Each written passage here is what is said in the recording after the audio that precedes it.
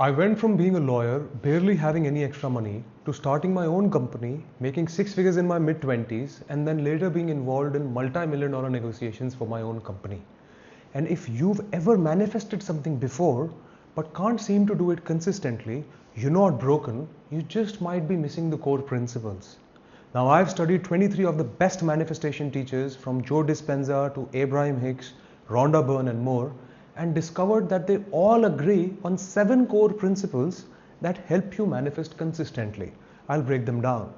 The first principle is your personality creates your personal reality. Now, personality here doesn't mean what most people think it means. Joe Dispenza is not talking about whether you're introverted or extroverted or your sense of humor. He means the patterns you run every single day without having to think about it. Like the way you feel when you wake up in the morning before anything has happened, or the thoughts that show up automatically when something goes wrong. That collection of habitual thoughts, feelings, and reactions, that's your personality in this context. And the thing is, if you look at someone's life closely enough, their personality and their reality, they almost match exactly. The person who always seems to be in some kind of conflict, whether it's at their work or in their relationships or with their family, they're not just unlucky, there is a pattern inside of them that keeps generating conflict outside of them. Likewise, the person who always seems to be financially stressed, no matter how much their income changes, the stress was there before the circumstances. The circumstances just keep confirming it. Your personality isn't a response to your reality, it's the thing producing it. Now, to make it more concrete, I'll share something from my life, because there was this specific phase in my life where I started noticing something about how I showed up in social situations, especially around women, but even in normal new social interactions. And I realized I wasn't relaxed, I was managing myself. I was thinking about how I was coming across rather than being in the conversation. I was overthinking what to say next, sometimes even to the extent that I would be rehearsing things in my mind, what to say while the conversation is still going on. And the strange part is, nobody was making fun of me or was openly judging me, and there was no external pressure. But internally, there was just this subtle loop of, am I good enough? What are they thinking of me? I shouldn't mess this up. And that is what was shaping everything. I became more cautious. I became less expressive. I was more in my head than I was in the moment. And at that time, it felt absolutely normal. But over a period of time, it didn't stay limited to my social situations. It became my default. So even when I was alone, even when nothing was happening, I could still notice that same tone, that same low level self-monitoring, overthinking, slight hesitation in life. And that's when this idea clicked for me. That internal state wasn't just affecting how I showed up, it was producing the experiences I kept having consistently because it had become my normal. And that's what Joe Dispenza means. The personality isn't reacting to the reality, it's generating it. Now, the second principle is assumption hardens into fact. This is Neville Goddard, and it completely flips how most people think things work. So most people think reality, it shapes belief. Like something happens a few times and you start believing it. Let's say you fail a couple of times in basketball and you think, maybe I'm just not good with basketball. That's it. And that feels normal. But Neville is saying it works the other way around.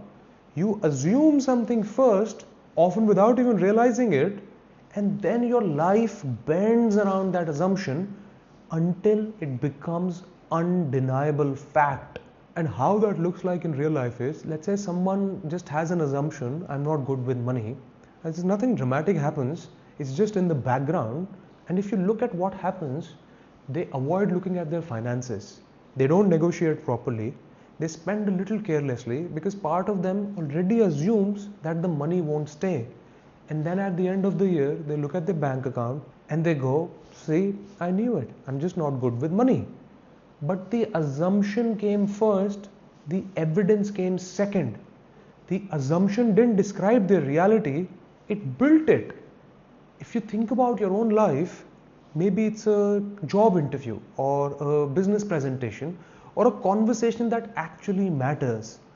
And before it even fully unfolds, there is already always a quiet assumption in the background. Maybe it's people like me don't really get this, or this probably won't work out for me, or I've seen this a million times, it never goes my way. You're not saying these things out loud, but it's there.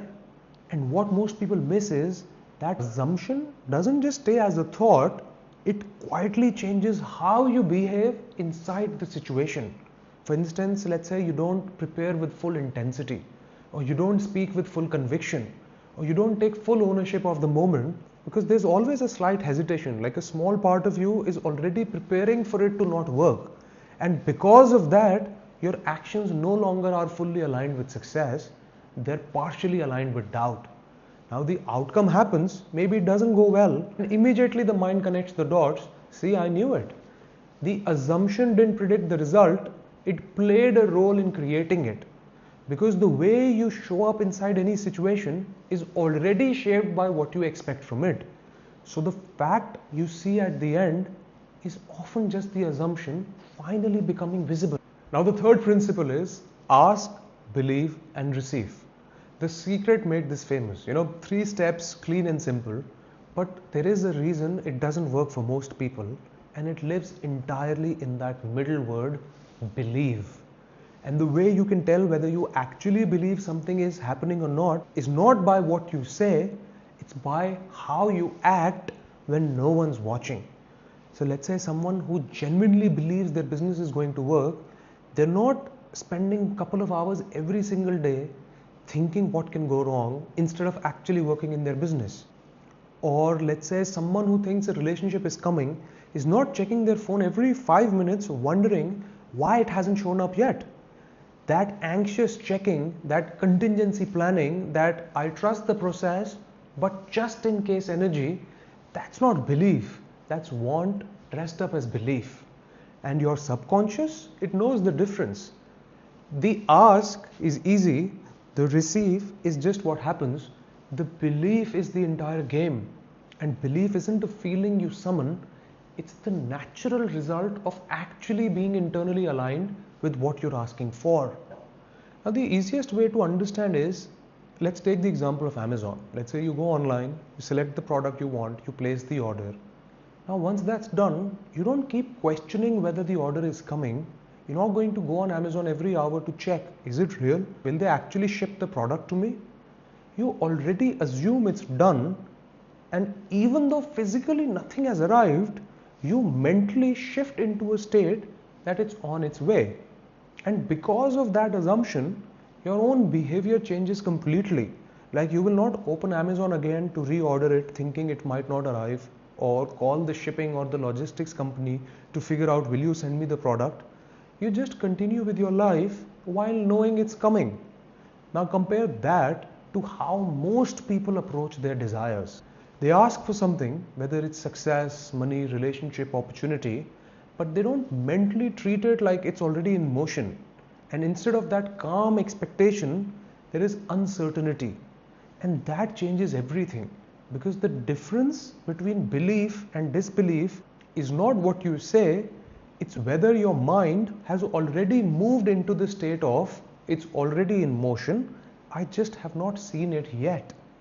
Now this is usually the exact point where most people get stuck, because it's one thing to understand this intellectually, but applying it in day-to-day life is something completely different. There's another video that I've created which has a simple exercise and it goes into the practical application of this. I will add the link in the description down below. You should definitely check that video out after this one. Now the fourth principle is as within, so without. And this one is ancient and it shows up in basically every spiritual and philosophical system that has ever existed. Your inner world is the cause and your outer world is the effect. So think about two people walking into the same job interview, same room, same interviewer, same questions. One of them, they walk in carrying this quiet background feeling that I don't know if I'm good enough for this job. They don't say it, they've prepared for it, they look confident, but that thing is just there, back in the background. The other one walks in feeling genuinely settled, not arrogant or cocky, just grounded. The interview is the same, the outer circumstances are identical, but those two people will have completely different experiences, and they'll likely produce completely different outcomes. And it's not because the room responded differently to their resume, but because the room responded differently to what they brought into it. And that's not mystical, that's just how human interaction works when you watch it closely enough. Your inner state is not a reaction to what's happening around you, it's what's shaping what happens around you. Now, the fifth principle is feeling is the secret. Neville Goddard wrote an entire book with this title because he considered this the most important thing he ever taught. He considered this the whole game, not like a step in the process, but the process itself. Feeling, because the subconscious mind doesn't process words, it processes emotional states. It records what you feel as real, not what you say you want. And this is why two people can do the exact same practice and get completely different results. Both of them will sit down, close their eyes, visualize the life they want. For the same amount of time they will sit and do this. They have same level of depth, same level of commitment for their desires, but one of them is doing it from a place of genuine calm, like there's this quiet sense of, yes, this is real, yes, this is coming. And at the same time, the other one is doing it with this desperation, like, I really need this to work, or please let this work. And on the surface, the practice looks identical, but what's actually being practiced is completely different, because one is rehearsing the feeling of having, the other one is rehearsing the feeling of needing. And the subconscious, which doesn't read scripts, which only reads emotional frequency, is recording both of these faithfully. The feeling is always the real practice. Everything else is just the container for it. The sixth principle is act as if. This is one of the most repeated instructions, and it's also one of the most misunderstood ones. Because when most people hear act as if, they think pretend, fake it until you make it, or buy the expensive thing you can't afford to feel rich. That's not what it means. Acting as if is an internal shift. It's not an external performance. Think about someone, let's say, who decides to become a writer. It's not like they will go and announce it to everybody. They've already made an internal decision for it.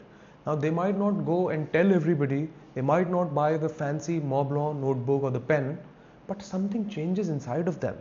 They start protecting their time differently. When they read differently. They notice different things. When they have an idea, this time they write it down instead of just letting it go. And it's just what happens naturally when someone has genuinely shifted internally into an identity. That's acting as if. Not behavior you put on for the world, the quiet internal reorganization that happens when you stop entertaining the old story and you start living from the new one. Batman is actually a perfect illustration of this, because the shift for him doesn't start with the suit or with the training. It starts with an internal decision that happens in the dark before anything visible changes. So after the trauma of losing his parents, something shifts internally inside of him. He no longer identifies as someone who the world just happens to. There is a quiet, irreversible internal reorganization that I'm going to be something different. But at first, nothing external changes. He is still Bruce Wayne, still in the same world, still with the same resources, but internally something is reorganizing. And because of that internal shift, his behavior slowly begins to change without forcing it. He trains differently, he thinks differently, he observes the world differently. Even before there is a Batman, even before the suit, before the cave, before any of it, the identity is already reshaping Bruce Wayne's every move. That's the thing. He never acted as if in the sense of a performance. He reorganized internally and the behavior followed automatically. When the identity is real, there's no acting left. There's only expression. Now, the seventh principle is your imagination creates reality. This is Neville's most fundamental claim, and it sounds abstract until you look at how your imagination is actually operating right now. Most people's imagination is running on default, kind of like an autopilot, all day, every day. It's like either replaying a difficult conversation that happened last week, or simulating the worst version of the meeting happening tomorrow, or rehearsing arguments that haven't happened yet and probably never will happen. It's cycling through that same couple of 2 or 3 fears on a loop. And nobody assigned this, nobody chose this, it's just what the mind does when it's left unmanaged. And what Neville is pointing is, all of that repeated imagining is shaping your reality.